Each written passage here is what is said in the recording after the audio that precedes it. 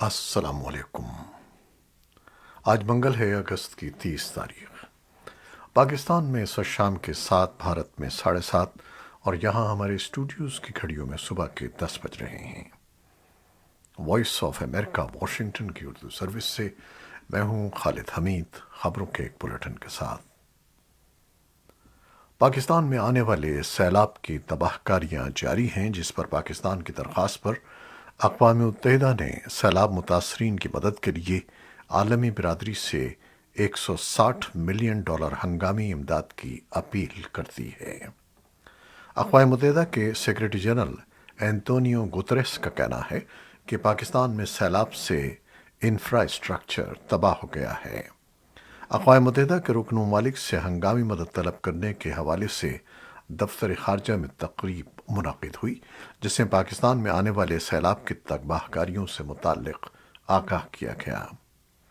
Chairman NDMNA lieutenant general Akhtar Nawaz نے تقریب کے دوران سیلاب کی تباہ کاریوں پر مکمل بریفنگ دی۔ اس وقت ملک کے 72 اضلاع میں 3 کروڑ افراد کو سیلابی صورتحال کا سامنا ہے، جو ایک چھوٹے ملک کی آبادی کے برابر ہے۔ مواصلاتی نظام اور فصلیں برباد ہو گئی ہیں اور معیشت کو شدید نقصان پہنچا ہے۔ خواتین اور بچوں سمیت 1100 سے زائد لوگ اپنی جانیں ہار چکے ہیں اور اس سے کہیں زیادہ زخمی ہیں۔ اسی اثنا میں پاکستان معاشی استحکام کے لیے IMF سے $101 بلین امریکی کا نیا قرض حاصل کرنے میں کامیاب ہو گیا ہے، اور کئی معاشی تجزیہ کاروں کے خیال میں ملک اس قرض سے درمیانی مدت میں دیوالیے کے خطرے سے بھی باہر نکل گیا ہے، لیکن بعض تجزیہ کاروں کا کہنا ہے کہ معیشت پر چھائے سیاہ بادل ابھی مکمل طور پر چھٹے نہیں ہیں۔ ان کا کہنا ہے کہ پاکستان کے میکرو اکنامک استحکام کے لیے معیشت میں مزید اصلاحی اقدامات کی ضرورت ہے، جن پر خود IMF نے بھی اپنی رپورٹ میں روشنی ڈالی ہے۔ IMF حکام کا کہنا ہے کہ ملک اس وقت مشکل بیرونی ماحول اور حکومتی پالیسیوں کے باعث کٹھن اقتصادی موڑ سے گزر رہا ہے۔ حالیہ سیلاب نے نہ صرف زرعی شعبے میں تباہی مچائی ہے، بلکہ انفراسٹرکچر مواصلات کو بھی شدید نقصان پہنچا ہے اور یقیناً معاشی منظرنامے کے لیے شدید خطرات پیدا ہو گئے ہیں۔ پاکستان تحریک انصاف کے چیئرمین عمران خان نے اپنے خلاف دہشت گردی کا مقدمہ خارج کرانے کے لیے اسلام آباد ہائی کورٹ سے رجوع کر لیا ہے۔ تحریک انصاف کے سربراہ نے درخواست میں موقف اختیار کیا ہے کہ ان کے خلاف مقدمے کو غیر قانونی قرار دے کر خارج کیا جائے۔ سابق وزیر اعظم کے خلاف ریاست کی مدیریت میں انسداد دہشت گردی کی دفعات کے تحت تھانہ مارگلہ میں مقدمہ درج کیا گیا تھا۔ مقدمے میں کہا گیا تھا کہ عمران خان نے اسلام آباد میں ریلی کے دوران اسلام آباد پولیس کے حکام اور خاتون میجسٹریٹ کو دھمکیاں دیں۔ مقدمے میں کہا گیا تھا کہ عمران خان نے سرکاری افسران کو کام سے روکنے اور انہیں دھمکیاں دے کر دہشت زدہ کرنے کی کوشش کی۔ افغانستان میں طالبان حکومت کے ترجمان ذبیح اللہ مجاہد نے ایک مرتبہ پھر دعویٰ کیا ہے کہ افغان سرزمین کسی دوسرے ملک کے خلاف دہشت گردی کی کارروائیوں کے لیے استعمال کرنے کی اجازت نہیں دی جائے گی۔ وائس آف امریکہ کی اردو سروس کے ساتھ ایک خصوصی انٹرویو میں طالبان ترجمان نے مزید بتایا کہ کابل میں امریکی ڈرون حملے کے نتیجے میں القاعدہ سربراہ ایمن الظواہری کی ہلاکت کو وہ ایک دعویٰ سمجھتے ہیں۔ ان کا کہنا تھا کہ میزائل گرنے والی جگہ سے کچھ بھی نہیں ملا ہے، تاہم اس بابت تحقیقات جاری ہیں۔ یونیما کے قائم مقام سربراہ پٹزیل کا کہنا ہے کہ افغانستان کے مستقبل کا استحکام افغان عوام کی ضروریات کو پورا کرنے، ان کے حقوق کے تحفظ اور تمام انتظامی ڈھانچوں میں ملک کے تنوع کی عکاسی پر منحصر ہے۔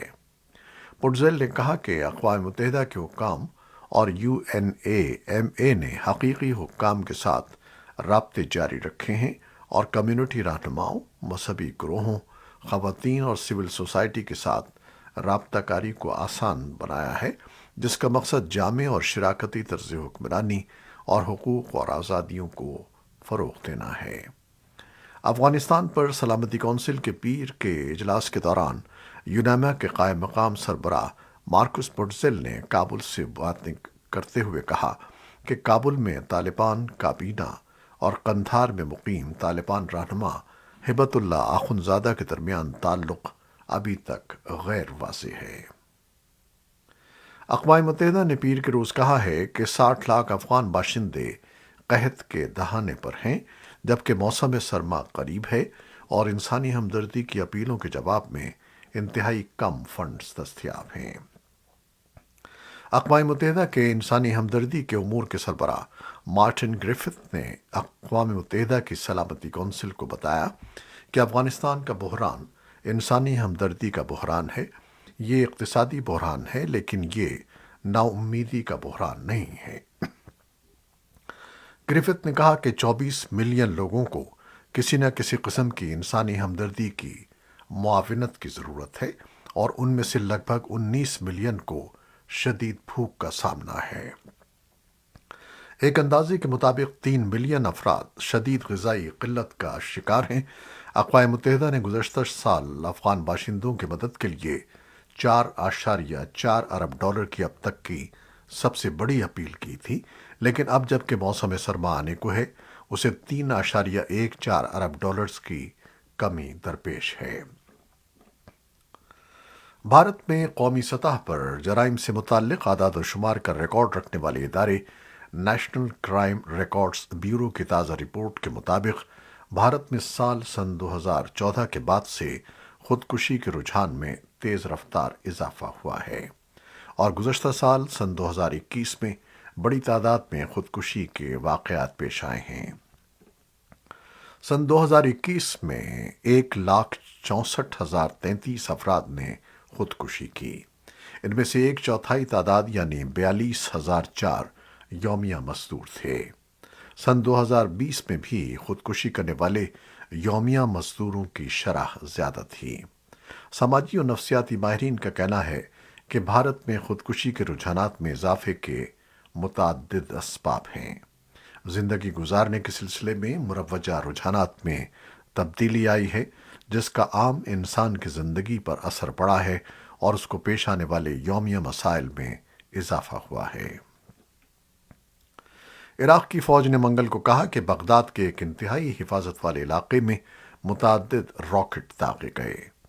بااثر شیعہ عالم مقتدی الصدر کی جانب سے سیاست سے مستعفی ہونے کے اعلان کے بعد سے شروع ہونے والے تشدد میں اب تک کم از کم 22 افراد ہلاک ہو چکے ہیں۔ ایسوسی ایٹڈ پریس کے مطابق مقتدی الصدر کے حامیوں نے عراق کے گرین زون پر راکٹ داغے اور معلوم ہوا ہے کہ عراقی سیکیورٹی فورسز نے ان پر جوابی فائرنگ کی، جس کے بعد ملک میں سیاسی بحران مزید بڑھ گیا۔ عراق کی فوج نے ملک گیر سطح پر کرفیو کا اعلان کر دیا ہے اور مظاہرین سے گرین زون چھوڑنے کے لیے کہا ہے، جو بغداد میں بین الاقوامی موجودگی کا مرکز ہے۔ روس نے پیر کے روز کہا ہے کہ وہ ملک کے مشرق میں بڑے پیمانے کی فوجی مشقیں شروع کرے گا، جن میں چین کی فورسز شامل ہوں گی۔ یوکرین میں کرملن کی کارروائی پر مغرب کے ساتھ کشیدگی کے دوران ماسکو اور بیجنگ کے درمیان دفاعی شعبے میں بڑھتے ہوئے قریبی تعلقات کا یہ ایک مظاہرہ ہے۔ روس کے نائب وزیر دفاع الیگزینڈر فورمن نے ایک بریفنگ کے دوران کہا کہ مشقوں کے سلسلے میں بحیرہ اسود میں روس اور چین کی بحریہ سمندری مواصلات کے ساتھ ساتھ سمندری اقتصادی سرگرمی کے شعبوں کے تحفظ کے لیے مشترکہ کارروائی کی مشق کریں گی۔ انہوں نے کہا کہ یہ مشق کسی مخصوص ملک یا فوجی اتحاد کے خلاف نہیں ہے اور یہ خالصتاً دفاعی مشق ہے۔ یوکرین کے صدارتی دفتر نے منگل کو جنوبی یوکرین کے خیرسن علاقے میں شدید لڑائی کی اطلاع دی ہے۔ یہ علاقہ روسی افواج کے قبضے میں ہے اور یوکرین کا کہنا ہے کہ اس نے علاقے کو دوبارہ حاصل کرنے کی کوشش کے لیے جوابی کارروائی شروع کر دی ہے۔ یوکرین کے صدر ولادیمیر زیلنسکی نے پیر کو اپنے خطاب میں اس عزم کا اظہار کیا کہ یوکرین کی افواج اپنی سرزمین واپس لے لیں گی۔ انہوں نے کہا کہ یوکرین روس کی افواج کا پیچھا کرے گا اور اگر وہ زندہ رہنا چاہتے ہیں تو یہ روسی فوج کے بھاگنے کا وقت ہے۔ روس کی وزارت دفاع نے پیر کو کہا کہ روسی افواج نے خیرسن اور مائکو لائف کے علاقے میں یوکرین کے حملوں کو روک دیا ہے اور یوکرینی فورسز کو بھاری نقصان پہنچایا ہے۔ ایک سینئر امریکی دفاعی اہلکار نے پیر کو صحافیوں کو بتایا کہ امریکہ کو خیرسن کے قریب یوکرین کے حملے کے بارے میں مزید معلومات آئندہ 24 سے 36 گھنٹوں میں مل جائیں گی۔ اہلکار نے کہا کہ یوکرینی فوج کی تعداد جنوب میں روسی افواج کے برابر ہو رہی ہے۔ اقوام متحدہ کے جوہری امور کے نگراں ادارے کی ایک رپورٹ کے مطابق، جسے خبر رساں ادارے رائٹرز نے پیر کے روز دیکھا، ایران یورینیم کی افزودگی کے اپنے جدید پروگرام کو اپ گریڈ کرنے میں پیش رفت کر رہا ہے، جبکہ مغرب سن 2015 کے جوہری معاہدے کی بحالی پر ایران کے رد عمل کا انتظار کر رہا ہے۔